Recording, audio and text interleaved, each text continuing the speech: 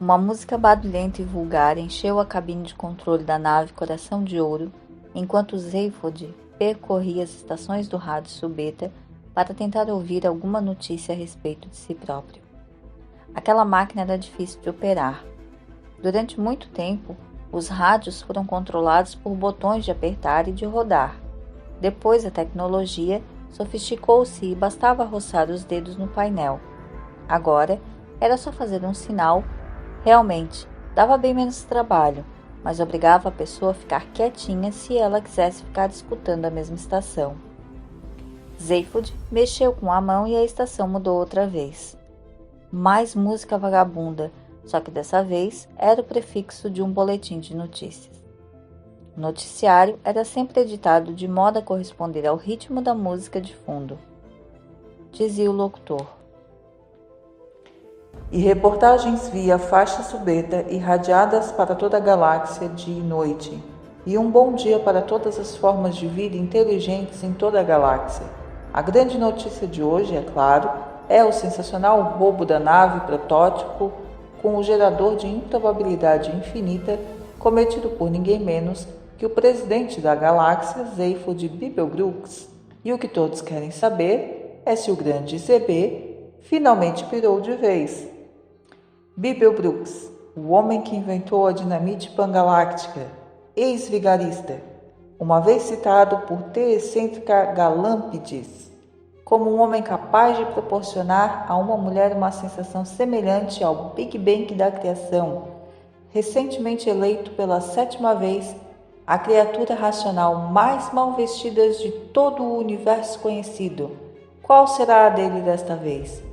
Perguntamos a seu terapeuta cerebral, Geg Halfund. O fundo musical cresceu e diminuiu logo em seguida, e ouvia-se uma outra voz, provavelmente Halfund. Bem, o Sr. Zaphod, ser uma criatura muito... Nesse momento, um lápis elétrico arremessado do outro lado da cabine desligou à distância o aparelho de rádio. Zaphod virou-se irritado para Trillian. Fora ela quem jogara o lápis. Por que você fez isso? Perguntou ele. Trillian estava tamborilando com os dedos uma tela cheia de números. Acabo de ter uma ideia, disse ela. É mesmo? Tão importante que vale a pena interromper o noticiário a meu respeito? Você já devia estar cansado de ouvir falar de você mesmo. Sou um cara muito inseguro, você sabe? Será que dava pra gente deixar de lado seu ego só um minutinho? É uma coisa importante. Se tem aqui alguma coisa mais importante que meu ego, que seja imediatamente presa e fuzilada, disse Zaphod olhando para ela zangado. Depois começou a rir. Escute, disse ela. Nós pegamos os tais caras. Que caras? Os 2 caras que a gente pegou. Ah, sei, disse Zaphod. Aqueles 2 caras. Eles estavam no setor ZZ9 plural Z alfa. Sei, disse Zaphod sem entender. Isso não lhe diz nada? Disse Trillian em voz baixa. Disse Zaphod. ZZ9 plural Z alfa. ZZ9 plural Z alfa? Então, insistiu Trillian. Ah, o que quer dizer Z? Perguntou Zaphod. Qual deles? Qualquer um deles. Uma das coisas que Trillian achava mais difícil no seu relacionamento com Zaphod era saber quando ele estava fingindo ser burro só para desarmar as pessoas, quando estava fingindo ser burro porque estava com preguiça de pensar e queria que os outros fizessem isso por ele, quando estava fingindo ser terrivelmente burro para ocultar o fato de que não estava entendendo o que estava acontecendo e quando realmente era burrice mesmo. Ele tinha fama de ser inteligentíssimo, e sem dúvida era, mas não o tempo todo, coisa que evidentemente o preocupava. Daí os fingimentos. Preferia que as pessoas ficassem intrigadas a que o encarassem com desprezo. Era isso que Trillian achava a maior burrice de todas, mas ela já desistira de discutir o assunto. Trillian suspirou e apertou um botão. Apareceu um mapa estelar na tela. Ela resolveu trocar tudo em miúdos para ele, qualquer que fosse o motivo pelo qual ele não queria entendê-la. Ali, disse ela apontando. Bem ali. Ah, sei. Disse Zaphod.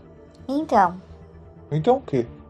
Uma parte da mente de Trillian gritava com outras partes de sua mente. Muito calma, ela respondeu. É o mesmo setor em que você me pegou quando a gente se conheceu? Zeyfod olhou para ela e depois olhou de volta para a tela. É mesmo. Disse ele. Mas que loucura! A gente devia ter ido direto para a nebulosa da cabeça de cavalo. Como é que fomos parar aí? Realmente isso aí fica no meio do nada. Trillian ignorou o comentário. Improbabilidade infinita, disse ela paciente. Foi você mesmo que me explicou. A gente passa por todos os pontos do universo, você sabe. É, mas é uma tremenda coincidência, não é? É, Pegar uma pessoa naquele lugar, dentre todos os lugares do universo, é realmente... Quero calcular isso. Computador, O computador de bordo da companhia cibernética de Sirius, que controlava todas as partículas da nave, entrou na comunicação. Oi, gente. Disse ele muito alegrinho e ao mesmo tempo cuspiu um pedaço de fita perfurada para fins de registro. Na fita perfurada estava escrito: Oi, gente. Ah, meu Deus. Disse Zeyfod. Estava trabalhando com aquele computador há pouco tempo, mas já o detestava.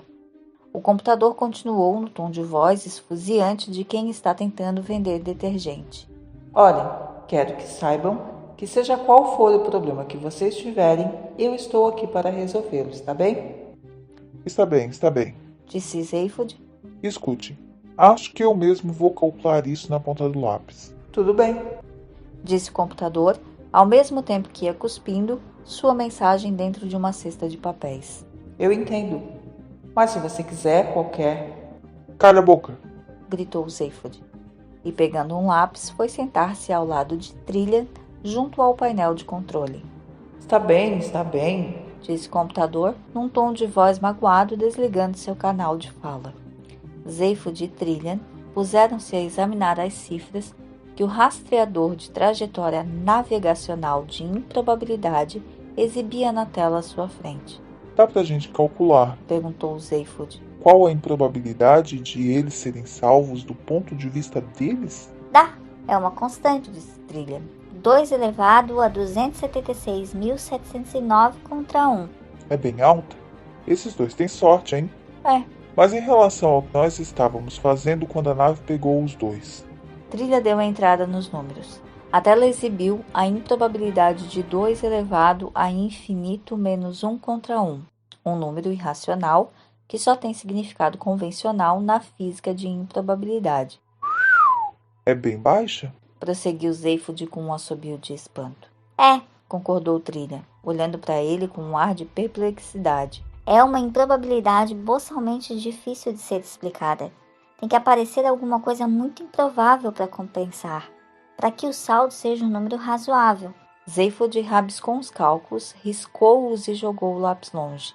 Que droga, não dá pra calcular. E então, Zeyfod bateu com uma das cabeças na outra de irritação e trincou os dentes.